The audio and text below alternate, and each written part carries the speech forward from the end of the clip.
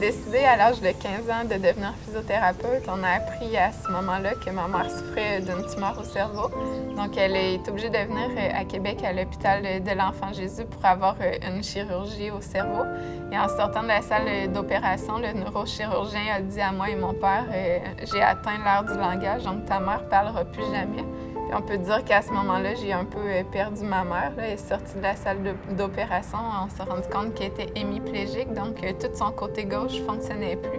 Il a fallu que les rôles soient inversés pour cette période-là de sa vie. J'ai dû m'occuper beaucoup d'elle, la faire manger, l'aider à lire, ces choses-là.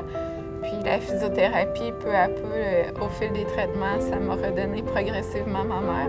Puis c'est en voyant toute l'évolution de sa condition que j'ai décidé moi aussi de devenir physiothérapeute pour donner en quelque sorte aux suivants, là, pour leur redonner la chance de redevenir qui ils étaient, puis de permettre aux familles de retrouver leurs proches. C'était vraiment important pour moi.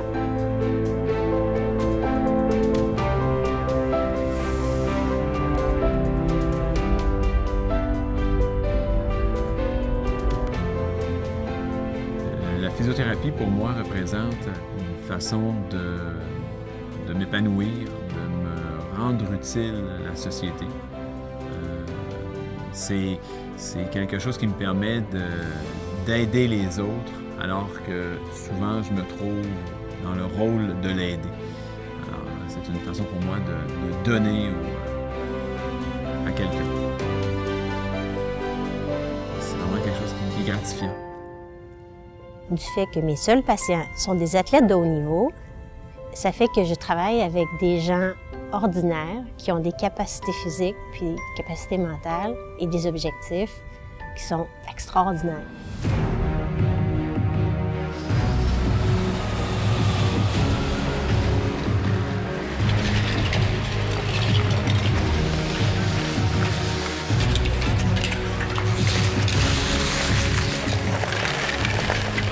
Sur le bord des lignes, ça nous permet de voir l'événement, d'être à la minute 1, en fait, auprès de l'athlète au moment où survient la blessure. Les physiothérapeutes ont un lien particulier privilégié avec l'athlète. C'est lui qui va être auprès de lui si jamais il y a une blessure qui se produit. C'est lui qui va l'accompagner par la suite dans sa réadaptation. C'est une profession qui nous permet de travailler partout dans le monde. La formation qu'on reçoit ici au Québec, au Canada, elle est fantastique et elle est reconnue à travers le monde. C'est une façon de se découvrir soi et d'aider les gens aussi. Quelqu'un qui aime quand il y a des défis intellectuels, quand il y a des défis physiques, qu'il y a des défis où on doit s'adapter, qu'il y a des défis où on doit avoir de la résilience. On ne peut pas avoir mieux que ça.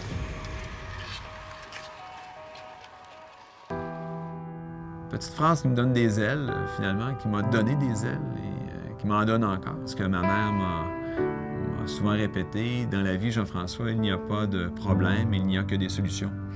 Et ça, je l'ai appliqué à ma profession parce que j'avais besoin de certains outils de mesure dans mon domaine. Et à un moment donné, j'ai eu l'idée de faire apposer des petites perles sur un galon à mesurer. C'est une couturière qui m'avait fait ça en tressant un fil à tous les centimètres. Il y avait une perle et à tous les 5 centimètres, on en mettait 2. Il y avait un petit peu de braille au travers de ça qu'on collait, là. Il fallait trouver des façons d'arriver à s'adapter. L'Enfant Jésus, c'est un milieu qui était très symbolique pour moi. C'est vraiment la place qui m'a donné la passion de devenir physiothérapeute et c'est un but, une quête, là, une très grosse réalisation pour moi d'avoir la chance de travailler à l'endroit qui m'a fait découvrir ce métier.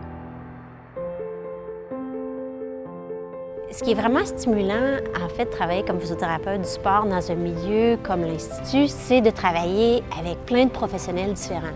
On est beaucoup de gens qui regardent le mouvement avec des paires de lunettes différentes. Dans mon approche comme physiothérapeute au mouvement, ce que je veux, c'est m'assurer des bons patrons moteurs, je veux m'assurer de l'alignement. On veut avoir une qualité de mouvement et ça, il faut être très rigoureux. On fait plein d'exercices différents pour vraiment stimuler le système nerveux de plein de façons, donc ça devient inné. J'ai tellement de plaisir à faire mon travail. On donne beaucoup aux athlètes, mais on a également énormément de retours. Le sentiment d'accomplissement quand je finis ma journée, bien, ça, c'est quelque chose qui m'allume beaucoup. C'est un très beau métier. C'est un métier où on palpe l'humain. On travaille sur les gens, on travaille sur la personne comme telle. On est dans la fonction, on redonne la possibilité de faire des activités. C'est le plus beau métier du monde, ça. C'est très gratifiant. C'est souvent ce que je dis, c'est ma paye, c'est de savoir que vous allez mieux. Et puis, c'est beaucoup de reconnaissance parce que lorsque les gens reprennent leurs activités, bien, c'est grâce à toi.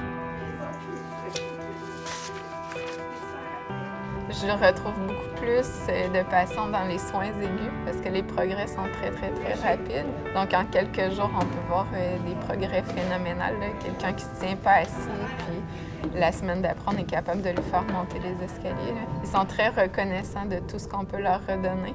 Donc ça me passionne beaucoup. Puis tant que ça va m'animer, je vais avoir le plus beau métier du monde.